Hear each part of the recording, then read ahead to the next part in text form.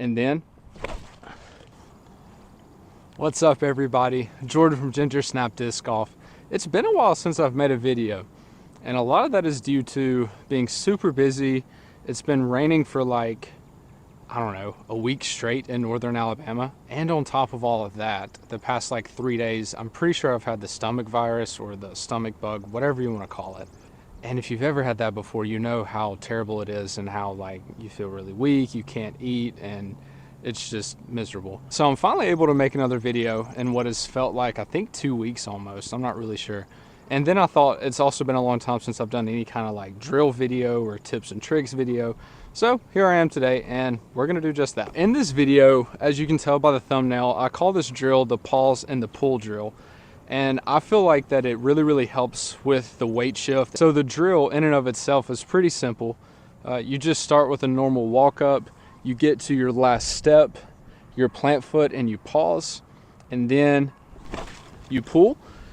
That's pretty much the whole drill. But just because it's really simple doesn't mean that it's not necessarily a more advanced drill, even though it looks really simple. And the reason why I say it's more advanced is because most of my drills that I put out there, it's either a motion that is very smooth and just kind of slow and steady throughout the entirety of it, or it's a just your stand still the whole time kind of movement.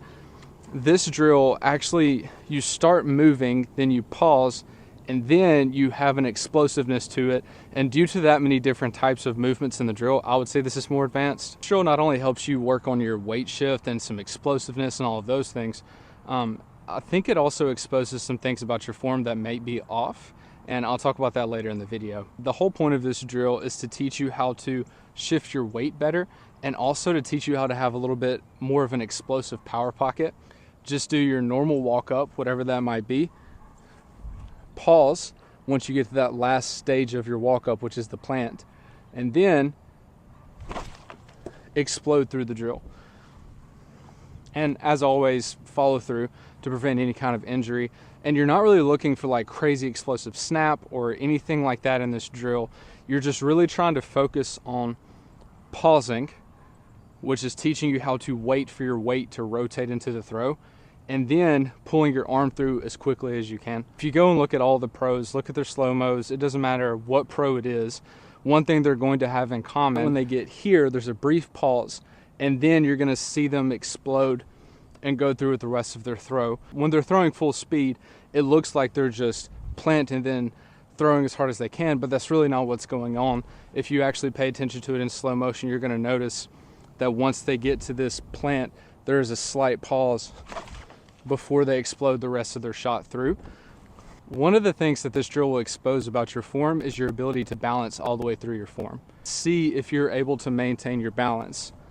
Because if you cannot do that, if you cannot pause and have your weight very evenly balanced, something is probably off in your walk-up. Drew Gibson talked about it with Bo Danza when they were going through their training, how you should be able to stop at any point in your form and someone should be able to not easily push you over. What Drew is basically saying when he says that is, at every point of your form, you should be well balanced.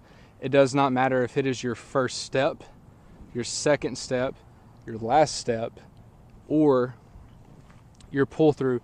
You should be balanced in an athletic position throughout the entirety of that. And you're not going to be able to do this drill if you do not have proper balance. So if you're very off balance and you try to pause, you're not going to be able to do that without falling forward or maybe even falling backwards, whatever it may be. You're going to notice any form of off balance while you're doing this drill, which is really kind of a bonus, I guess, of the drill, because it's not even the purpose of it, but it's still pretty cool to know. Again, you're just going to want to do your normal walk up, pause on that last step, and you can pause for, I mean, you can really pause for like 5 minutes if you want to, but I would suggest pausing for like 1 or 2 seconds, and then pull through in an explosive manner, and then follow through always to try to prevent any kind of injuries.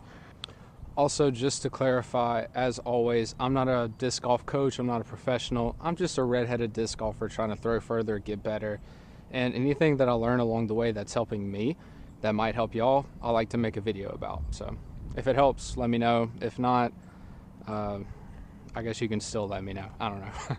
You might be wondering like where I got the idea of this drill from, and I actually got the idea of this drill from some workouts that I used to do and still do sometimes. Those workouts are just called pause reps. If you've ever done like bench press or squats or anything like that, a lot of times when people are trying to gain strength or gain like a max weight that they can do, they will do something called pause reps. And it's basically where they have the weight, and instead of just going down and up, they basically will go down with the weight and hold it in an athletic position, controlled, and will pause for a couple of seconds to take away like all momentum. And you know, some people really bounce the weight off their chest to take away that basically, and then explode the weight back upwards. And what this does is it teaches how to be more explosive when it comes to weight training. And I thought to myself, if that works in weight training to help increase like max weight with lifting, maybe it can increase max distance. It has definitely helped with like what I would call almost like an effortless explosiveness. And that effortless explosiveness has really just helped my ability to really wait on my hips and wait on my weight to move before I get into the rest of my throw. And personally, I think it's helped with a little bit of arm speed as well. It definitely hasn't hurt anything, so if anything, I would say that it's helped. Do the last rep with a just a little sneak peek of a disc from a company that I'm hopefully going to be reviewing after I make this video. I'm not going to tell y'all what company it is, but I will show you the logo, and I will let you know that this disc is not made the normal way that a disc is made. So yeah, go check that out. Do your normal walk up, whatever that might be. Pause on that last step where your plant foot is, and then pull in an explosive way through the power pocket, follow through to prevent any kind of injuries. I think this drill helps with not only your weight shift, but it also helps with your explosiveness in the power pocket.